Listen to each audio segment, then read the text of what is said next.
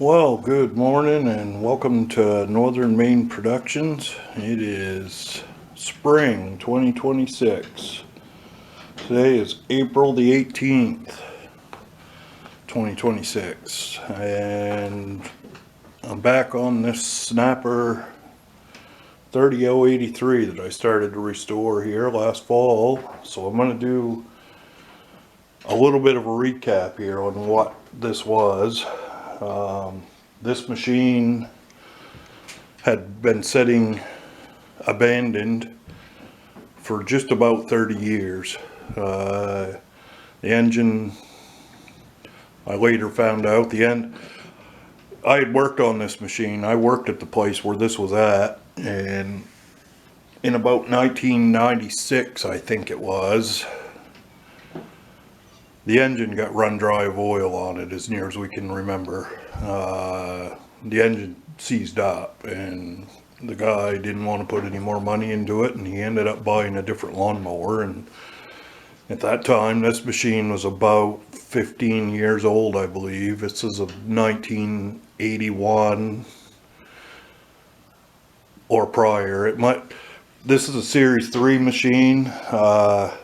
It might date from 1979 to 1982, I believe, was the year that they stopped making the Series 3. So this thing was pretty rusty. Been sitting outdoors for 30 years.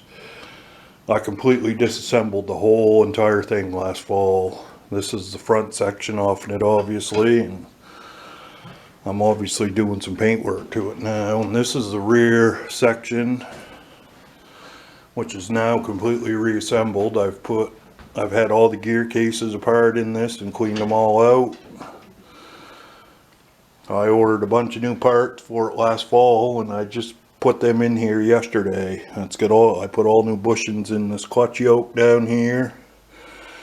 It's got brand new springs down in here and down on that reverser canceling arm. I put a new clevis on here. I switched it back over to the old original style Series 3 guide plate there. The newer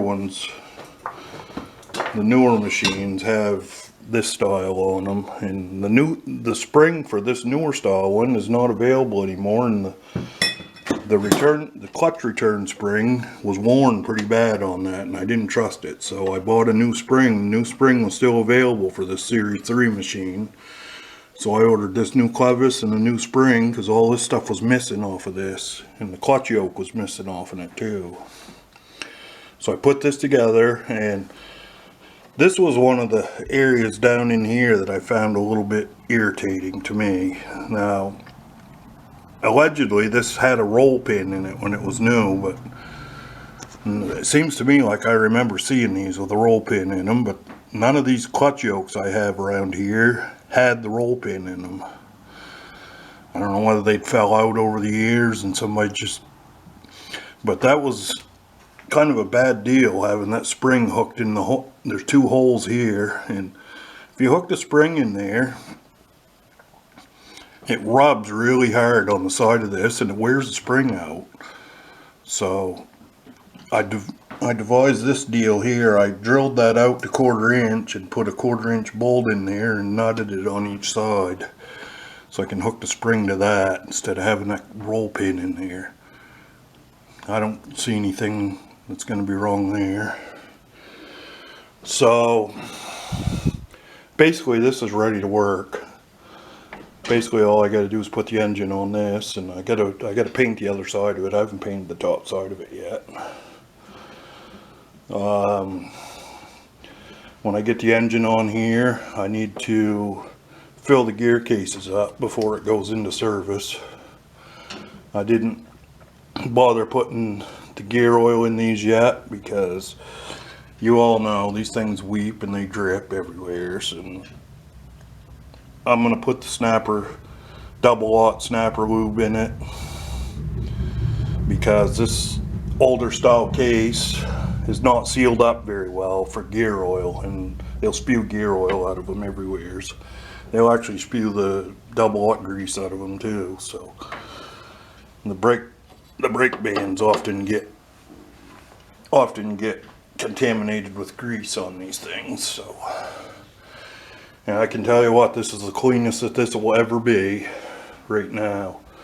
So when you start running this and you mow a couple times with this thing's gonna look absolutely awful underneath the ear. These do not stay clean at all. But so in a further recap, when I reassembled that, I reassembled it using a Series 5 frame section, this part. The reason I did that is because this was an extra tough, this was from a 41-inch extra tough machine, and it does not have the plastic bushings in here like the lighter duty ones have. It's got a solid steel tube in it, it's got a grease fitting on it. They stay tighter a lot longer. This is the original frame section from that machine, and as you can see, it has the plastic bushing there. The plastic bushings are no longer available, and they're always worn out, and things are always loose and sloppy. So over here on this part, obviously some of these parts look like they've got fairly new paint on them, new red paint. Well, that's what I did. I wire wheeled these all off, and I primed every individual piece, and I put one coat of red paint on them just so they'd be coated well. So that's one thing Snapper did not do real well when they assembled these. They tended to assemble these things bare metal, and then they painted the whole assembly once it was together. And they always tended to get rusty in the bushings and everything because there was never any paint on anything. And, you know, this was all really rusty looking up underneath the here and everything. So the other night I assembled all the new bushings and tie rod ends to this and put this all back together. And now when I'm ready here, I'm going to paint the whole entire thing with 2 or 3 coats of red paint. I also did the same thing with these clutch pedals. I had them off of there and wire wheeled them all up. Those things were extremely rusty. You know, this whole thing was really rusty. It sat outdoors for 30 years, right out in the trees. So the plan is right now is I'm just gonna kind of jam this out with the red. I'll paint in underneath of here, get this all coated in good shape, and get the bottom of it coated in under this foot plate. And that won't ever get painted again once I get ready to repaint the top side of it and the main tube, and this stuff here probably won't get any more paint put on it once this is done. I mean, it doesn't necessarily matter that this looks brand new underneath, and this machine's really never gonna be a museum piece anyways. I mean, I intend on using it. You know, it's just, I just kind of wanted a project to work on here, and this thing belonged to a good friend of mine that lived right up the street here. And I decided, he passed away a few years ago, and I can remember watching him ride on this machine, mowing his lawn when I was a kid. And, you know, I figured rather than just letting it sit out here and rust out, I'll just fix it up and paint it up and make a good machine out of it again. I have a good engine here to put on it. I'm going to take this Briggs off of this old Snapper here. This old machine here is pretty well worn out. And that's the mower deck that goes to this goes to that 3083. And as you can see, that needs to be completely dismantled, cleaned up, and painted and detailed and fixed. I got a couple of tires down there all mounted and ready to go for the front, and I've got to buy some new tires for the back because these them old 45-year-old tires are junk. They're all rotten. So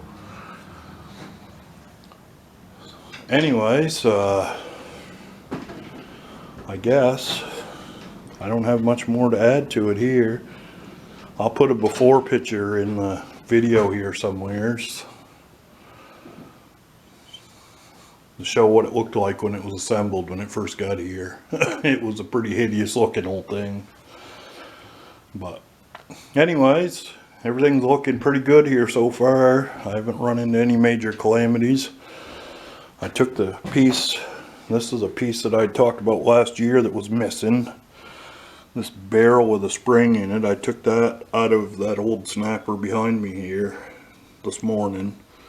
Cleaned it up and give it a quick spray job and put it in there. So this thing is all ready to go. All works now.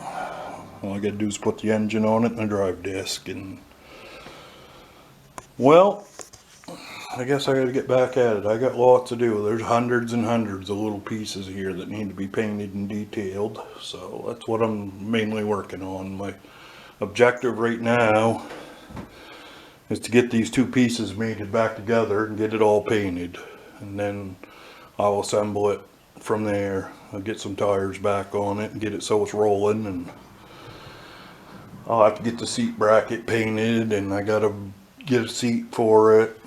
I'm gonna get a genuine snapper seat for it, so there won't be any more issues with fitment on this thing. Genuine snapper seat will fit on this correctly, so that will be a major plus.